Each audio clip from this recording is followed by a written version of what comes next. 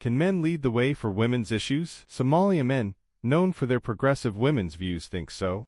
Outrage has erupted on social media after Somalia's Family Minister General Bashir Mohammed Jama shared photos on X of himself and another male delegate, representing Somalia at a meeting about women's issues. It is tone deaf for the Somali government to have men on the front line, representing women at the conference, Fathia Absi, a well-known Somali author and human rights activist, told the BBC. A senior civil servant has told the BBC that two women also made up Somalia's four-member delegation to the Women, Peace and Security Focal Points Network event in New York, but were not included in the photo. Out of 197 delegates registered for the event from 57 countries, just 21 were men.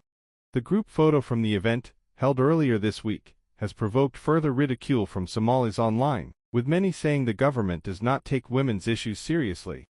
Inside the beauty pageant in one of the world's worst places to be a woman, what beauty parlors reveal about Somali women? Several photos were tweeted from the conference, one showing Jen Jama with his advisor, former MP Abdullahi Gadaberi. Another showed them in the meeting room with another man, who the BBC was told was an aide. He was not the only male minister present. There were a lot of other male ministers, such as Japan and China. Mohammed Bashir, a senior civil servant at Somalia's Ministry of Family and Human Development, told the BBC. The two female Somali delegates were Ayman Elman, a prominent military officer, and Sadia Mohammed Nur, a civil servant from the ministry, he said.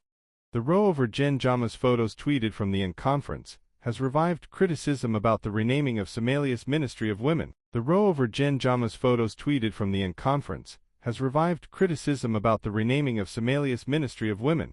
The online backlash has reignited criticism of the government's decision in July to rename what was the Ministry of Women and Human Rights Development to the Ministry of Family and Human Rights Development. This is when Jen Jama, a senior military officer who has held posts including heading the spy agency and prisons service, was appointed to lead the ministry. Removing the word women from the ministry's title is an erasure of the struggles and specific needs of women. It generalizes their issues under the broader term family, Ms. Absi said. Women's rights in Somalia have been under scrutiny for many years.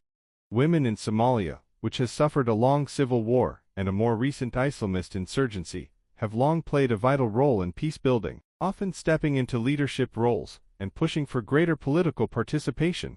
Despite this, there are not many women in positions of political influence.